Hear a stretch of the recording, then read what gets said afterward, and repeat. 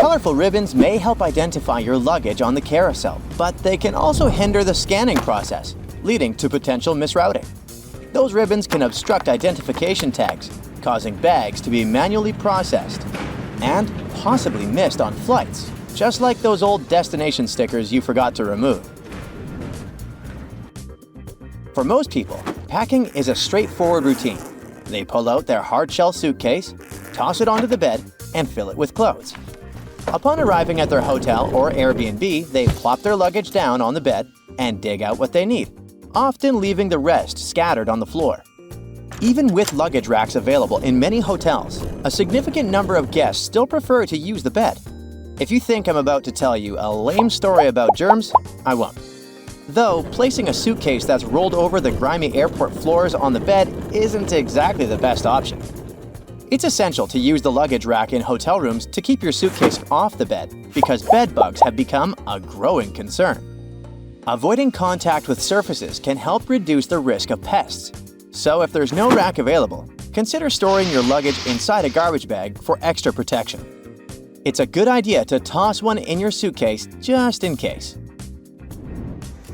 Do you know those points at the airport where they offer you to wrap your luggage with plastic film to protect it? Well, it screams scam. First, they do that for $10, while a whole roll of that film costs how much? Like $1? Second, let's just think for a sec. Be honest, what can this film protect you from? Dust at best. Honestly, it's more money-wise to buy an actual textile cover that's reusable. Both your wallet and marine animals will be grateful for that. Next on, padlocks. The big question is, do we really need them on our luggage? Of course, but only as long as you want to attract unwanted attention from robbers. Remember that a padlock is not a deterrent at all. In fact, some may interpret it as an indication that the contents are worth inspecting and stealing. Also, it's really easy to open those padlocks without a key. Look at the zipper. It can be easily manipulated with a simple pen, allowing you to pull the locked zipper tabs around the suitcase to reseal it. You see? Those textile covers aren't that bad. It may sound strange, but sometimes flights with more segments are cheaper than non-stop ones. Let's say John Smith wants to fly from New York to Charleston, South Carolina, but a direct flight is expensive. Instead, he books a cheaper flight with a layover in Charleston, but ultimately heading to Denver. John plans to sneak out in Charleston and ditch the rest of the ticket. But is he really being clever? Not really. This practice is called skiplagging. It involves purchasing a flight with a layover in your desired destination and exiting at that stop, rather than continuing to the final destination. Although not new, skiplagging gained traction during the fare hikes of late 2021. Websites like skiplag.com help travelers find these hidden deals. Recently, American Airlines sued Skiplagged, alleging it misled customers about ticket validity. Despite this and other lawsuits, Skiplagged remains operational, often defeating larger companies in court. Airlines oppose skiplagging because it results in lost revenue and operational headaches, such as empty seats and gate confusion. If caught, passengers risk having their tickets canceled, being banned from the airline, or forfeiting returned flights, especially if they have checked luggage. My advice? Avoid skiplagging. While you might get away with it once, it's not worth the trouble in the long run. Don't overlook Airbnbs without reviews. If you find a listing with no reviews, take a moment to check the host profile. They might be an experienced host with a wealth of positive reviews from other properties. In that case, it's just the listing that's new, not the host, which usually means you'll have a great experience. Plus, new listings often come at a lower price, giving you a chance to snag a good deal. But what you should discount for sure is Airbnbs that lack reviews for both the listing and the host. When is the best day to book airfare? While it was once thought that weekends had higher fares and Tuesdays were ideal for purchasing tickets, this belief is up for reevaluation. Airline prices have surged by 29% this year compared to 2021. USA Today consulted Expedia, Hopper, and Google Flights about the best booking days. Their data shows that the day of the week has little impact on airfare savings, with Hopper indicating that flights booked on Tuesdays, Wednesdays, or Thursdays are only 1.9% cheaper than those booked on weekends. In fact, Tuesday turned out to be the cheapest day just 1% of the time in Hopper's tests. Interestingly, Expedia suggested booking on weekends, particularly Sundays, where travelers can save an average of 13% compared to Fridays, which are the priciest. To maximize savings, experts recommend monitoring prices on platforms like Hopper or Capital One Travel.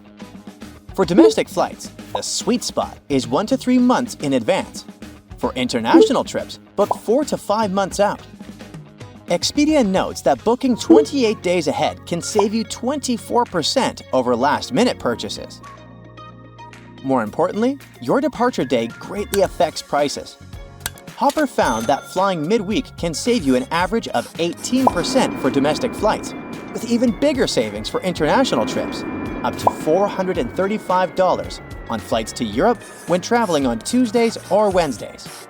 Google Flights also confirms that flying on Mondays, Tuesdays, or Wednesdays is generally 12% cheaper than flying on weekends. To board or not to board? That is the question. Many people hurry to the gate as soon as it opens, while others finish their iced lattes with no rush and look down upon those who want to board first. So, who's right? Those chill, cool kids sipping their drinks in the cafe and taking their time, or the impatient ones? Sure, you'll all arrive at the same time, but if you've got cabin luggage to place in the overhead bin, you gotta act fast. It runs out of free space in no time. The formula is simple. If you have a suitcase to put somewhere, go first. And yeah, you'll have to line up for quite a bit, I guess. But if you have a small bag or a backpack that you can place underneath the seat in front of you, finish that coffee and take your time. Almost forgot.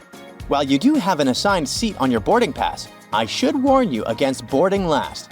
Not only will latecomers stow their bags far from their seats or even gate check them, complicating luggage retrieval, but they also risk losing pre-booked seats as airlines may reassign them, often to accommodate families. A former flight attendant released a viral video on TikTok where she warns against drinking certain items on planes, giving surprising and potentially unsettling advice. The universal rule: never consume liquids that aren't in a can or bottle, since the onboard water tanks are rarely cleaned and can be contaminated. Cabin crew typically avoid coffee and tea for the same reason, as they also rely on those unclean water sources, often located near lavatories. This caution isn't new. Flight attendants have previously warned passengers to skip coffee and tea due to concerning findings from a 2004 EPA study, which identified coliform bacteria and E. coli in plain water. Yikes! You better think of your safety not only when you go on the trip, but when you return home too. For example, some souvenirs can cause you a lot of trouble. Take conches, for instance. Their interiors shining with a pink hue reminiscent of nail polish. Yeah, you may sneak it, but in many areas of the world, it's strictly prohibited to take anything that belongs to the beach with you. Sometimes, not only conches, but pebbles too. If there's something that you shouldn't really pack in your checked luggage, it's marzipan. Not only can it harm your waistline, but it can also trigger alarms because of its density that looks sus to airport security. So if you bring some marzipan from your trip to Germany, make sure to pack it in your carry-on. That's it for today. So hey, if you pacified your curiosity, then give the video a like and share it with your friends. Or if you want more, just click on these videos and stay on the bright side.